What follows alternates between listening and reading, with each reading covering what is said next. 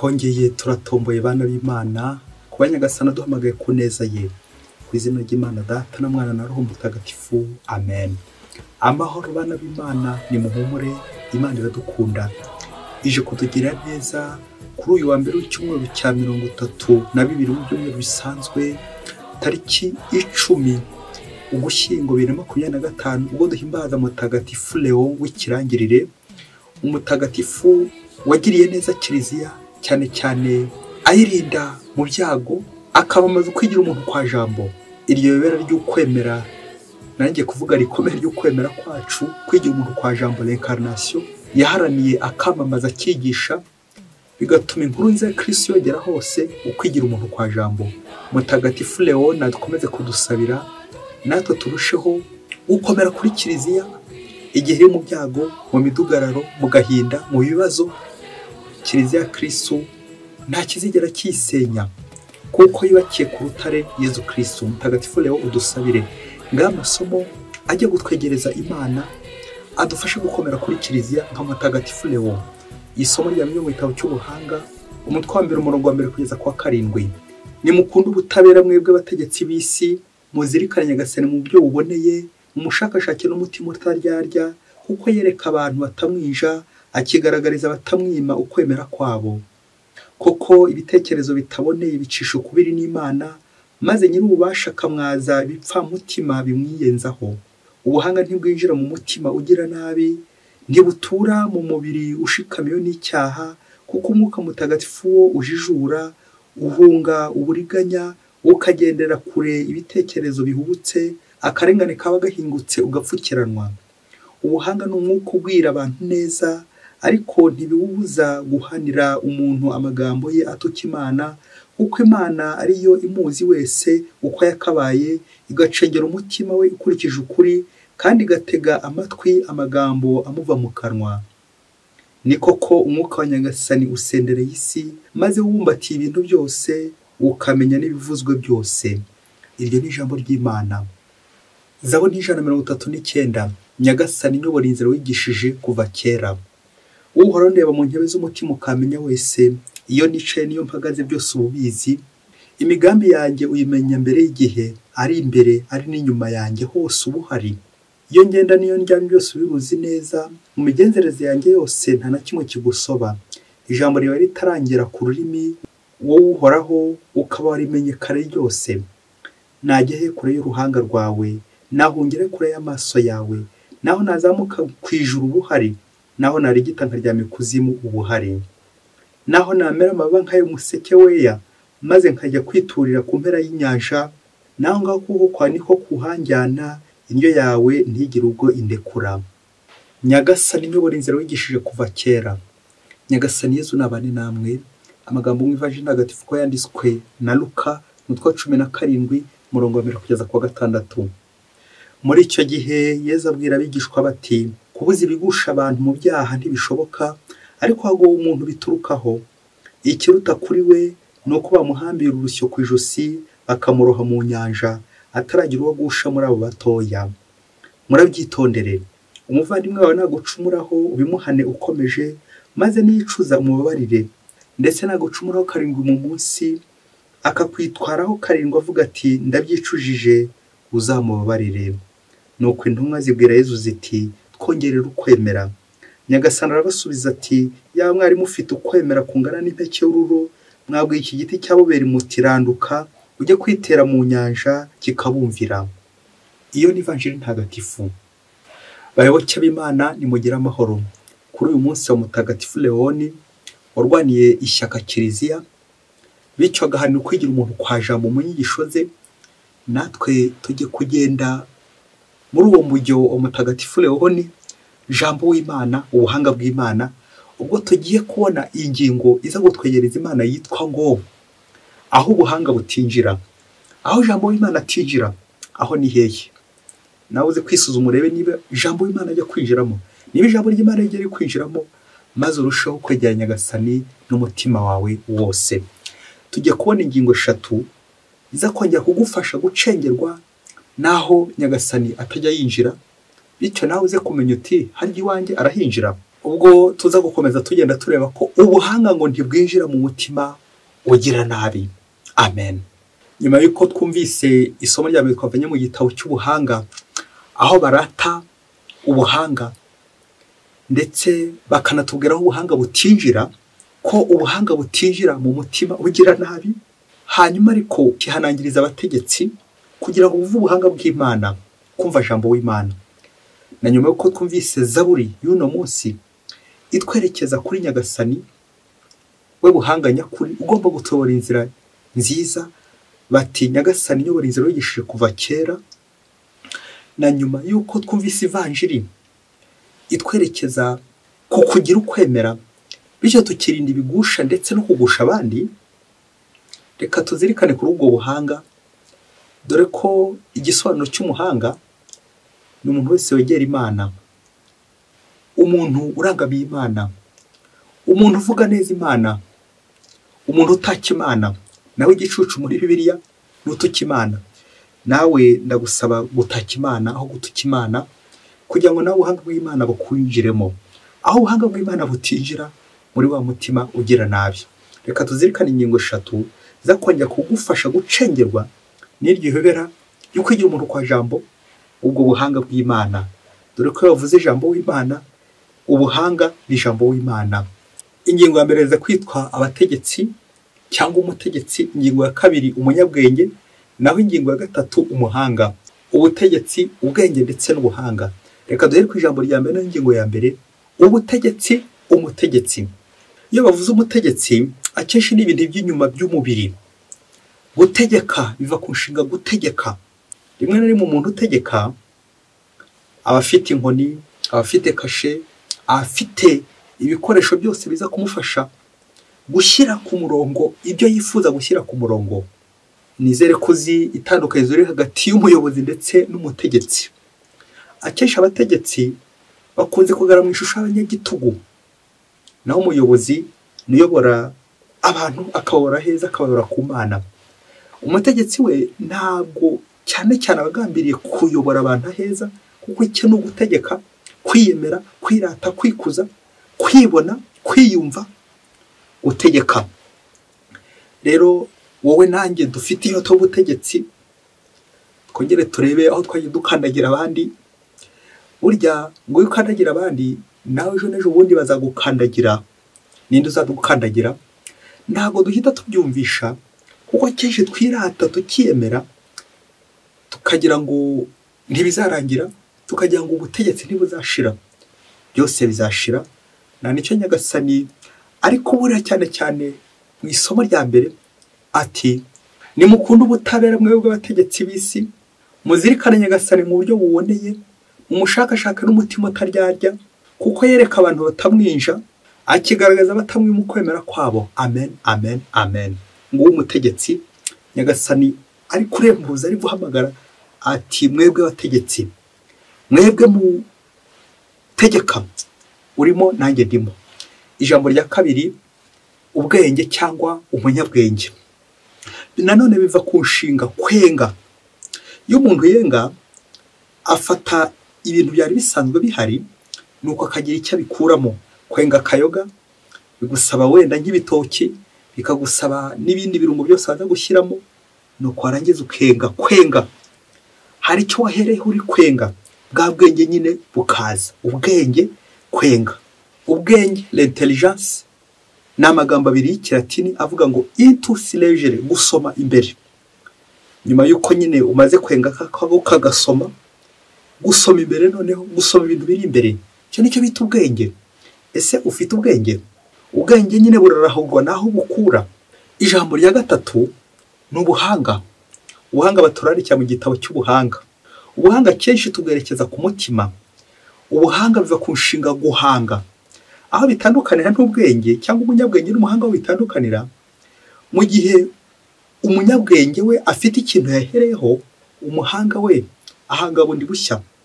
Yamvuga teoloji igira iti ex nihilo, ngo Imana irema nta kintu igizite ihereyeho. Irema ihereye ku busa, nta kintu ihereyeho, a partir de rien. Mu gihe umuntu we, ubwo umuntu aba ari umunyabwenge we, ashobora kugira icyo aheraho cya kintu Imana yahanze. Imana ni umuhanga, Imana yahanze nta kintu irebeyeho. Ngo rero umunyabwenge ngo n'umuhanga, umuhanga ni umuntu uhanga udushya, invention, wa wundi wabwirijwe, inspiration. Ngo ubwo rero bwa buhanga kwinjirwamo n'ubuhanga bisaba iki? Kuba ufite umutima wo kwemera. Isomo y'Ivanjiri twakiriye none riratubwira ko umuhanga ari utaka Imana, wa wundi utagusha abandi mu kibi, wa wundi uyobora abandi aheza, wa wundi ufite ukwemera. Ngo uwo natwe tugomba kwigana no munsi, umuhanga, guhanga udushya, in spiritus, inspiration, spiritus imbere, roho w'Imana agakubwiriza. Ubwo nibwo buhanga bw'Imana. Amagambo atatu tumaze kubona twayita umubiri, aribyo twitse ubutegetsi, kuko abategetsi akenshi bagendera ku mubiri. Hanyuma ubwenge tukabwita umutwe, hanyuma ubuhanga tukabwita umutima. Iyo ibyo bintu buriya byakoranye byose ko ari bitatu, umuntu aba ameze neza. Nicyo twakwita umuntu. Mu gihe rero kimwe cyatangiye kwiyemera ku kindi, birangira ibintu bitagenze neza. Umuhanga rero nuwicisha bugufi, Imana ikamwinjiramo. Ikizatuma ubuhanga bw'Imana bukwinjiramo ni ukwirinda icyaha, kuko ubuhanga bw'Imana ntibukorana n'icyaha. Ivanjiri reze kugufasha, nanjye ifashe, dusabe Nyagasani natwe twongerera ukwemera, kuko nitugira ukwemera nibwo ubuhanga bw'Imana buzatwinjiramo. Niba twinjiramo tuzagumana n'Imana, duturane n'Imana. Yobu umutwe wa 28 umurongo wa 28, utinya Uhoraho nibwo bwenge, kandi kuzibukira icyaha nibwo buhanga. Amen, amen, amen. Umuntu wese waretse icyaha kikamwinjiramo, bishoboke ko yatangiye kuba umutegetsi aritegeka, ndetse n'umunyabwenge biza kuganisha kuri bwa bwenge bwawe ushobora gukuyobya bukakugeza kure. Nawe yoretse icyaha cyinjira iwawe, ubuhanga bw'Imana nabwo burinjira. Umutima mwiza wijurwa muri ubuhanga bw'Imana. Umunsi umwe hirya kure cyane muri Afurika, ngo kuri chantier imwe ahantu bari kubaka inzu nziza, ngo hari hateraniye uwapataniye inzu, entrepreneur, hateraniye n'uri kubaka mason, hateraniye kandi n'umu aide mason uri gufasha uri kubaka. Ngo abakora batatu baza kubaka inzu nziza cyane. Ngo nuko nyiri inzu hageze arishima cyane, arishima yongera arishima. Nuko arabwira ati ngiye kubahemba, ariko ninagiza kubahemba ndababwira iki niza kubarengerezaho. Ngo umu aide wundi wafashaga umufundi wahembwaga amadolari 10 ku munsi, umufundi agahembwa amadolari 100. Ngaho fora ukurikije imibare, ubwo entrepreneur azahembwa ngahe? Nyirugupatana niba ukurikije imibare, we azahita kuba 10, we ahembwa amadolari 1000 ku munsi. Murabona indi uvunika kurenza undi, murabona indi uhembwa menshi kurenza undi. Nuko nyiri inzu ngo amaze kubahemba, abona iyo nzu uburyo bayubatse neza, nuko arabwira tumva rero ngiye kubagororera mbahembe bikomeye cyane. Nta kindi ngiye kubahemba usibye ko ngiye kubajyana mukajya kunyubakira inzu nziza cyane, noneho nzabazamura mu ntera kugerekeye n'umushahara, mbakubira inshuro 10 y'umushahara mwabonaga. Ubwo rero muzabaho neza, ntacyo muzabura aho ngaho ngiye kubohereza, aho ngaho tugiye kujyana. Rero mu kanya gato mwakwitegura, ubundi tukagenda. Numva aricyo gihembo nabaha nkurikije uburyo mwitwaye neza mu kubaka. Ubwo rero mwitegura neza, tugiye kujyana mu ndege kugira ngo iyo promotion ngiye kubahereza izarusha kubagirira akamaro. Nuko ngo engineer areba hirya areba hino, aravuga ati koko bagiye kunzamura mu ntera, kandi ubwo bazankubira inshuro 10 nzahita ngira bikomeye cyane. Ariko se nagenda ikashe ko ntayo nazanye, inkoni ko ntayo nazanye, ibirango biranga ibyo nkora ko ntabyo nazanye. Nuko ngo asubira inyuma, ngo yagomba ko urugendo rw'amasaha 2 kugira ngo ajye kureba bya birango, inkoni, kashe n'ibindi byose bizajya bisigasira wa murimo. Yagera hirya bataza kubimubaza, umurimo akaba arawubuze. Nuko engineer amaze kugenda, umufunda ati ko numva diplome yanjye ntayizanye, kandi hirya bashobora kuzayimbaza. Ubwo engineer azaba akimpaye akazi, ubwo hirya ntibansuzugura.